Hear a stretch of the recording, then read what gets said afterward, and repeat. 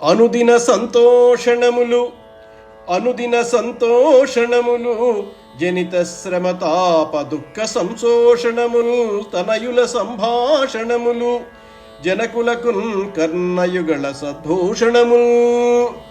తండ్రులకు తనయుల ముద్దు మాటలు ఎప్పుడూ సంతోషాన్ని కలిగించేవే, శ్రమ వల్ల కలిగిన తాపాన్ని దుఃఖాన్ని పోగొట్టేవి, చెవులకు పసందైన విందుల వంటివి అని. ఇంకా నాయనా, చదివిన విషయాలలో నీ మనస్సుకు నచ్చినది ఏదో చెప్పు అని అడిగిన తండ్రితో ప్రహ్లాదుడు ఈ విధంగా అంటున్నాడు.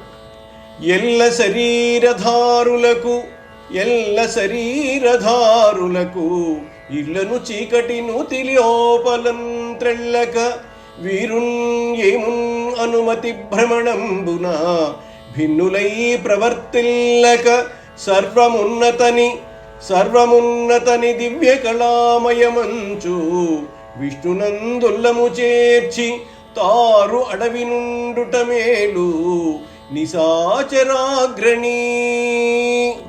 తండ్రి, శరీరం ధరించిన ప్రాణులన్నీ ఇల్లు అనే చీకటి నూతి లోపల పడక, వీరు వారు అనే భిన్న దృష్టితో భ్రాంతి చెంది ప్రవర్తించక, సమస్తము ఆ విష్ణుని దివ్యలీలా విలాసమయమని భావించి హరియందే ధ్యానం నిలిపి తాము అడవిలో ఉన్నా మేలే కదా. ఈ సందర్భంలో శ్రీ రామకృష్ణ పరమహంస వారు ఈ విధంగా అన్నారు.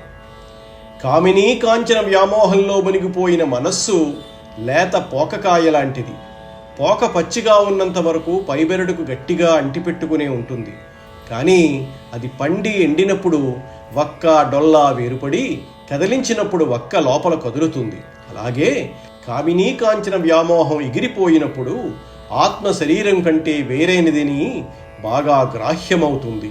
అప్పుడు వీరు వారు అనే భేదబుద్ధి తొలగిపోతుంది.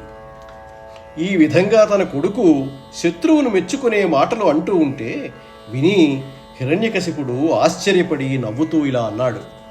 ఎట్టాడిన అట్టాదురిట్టిట్టని పలుక నెరుగురితరుల శిశువుల్ దట్టించి ఎవ్వరేమని పట్టించిరో బాలకునకు పరపక్షంబుల్. పిల్లలు పెద్దలను అనుకరిస్తారు, ఎలా అనమంటే అలా పలుకుతారు, కానీ ఈ విధమని ఆ విధమని ఎదురు చెప్పరు. శత్రుపక్షం వారు ఎవ్వరేమి అదిలించి ఈ బాలుడికి తప్పుడు బుద్ధులు చెప్పారో నాకు చూడగా చోద్యమయ్యడి గదా నా తండ్రి. ఈ బుద్ధితా నీకు లోపల దోచెనో పరులు దుర్నీతుల్ పఠింపించిరో ఏకాంతంబున భార్గవుల్ పలికిరో ఈ దానవ శ్రేణి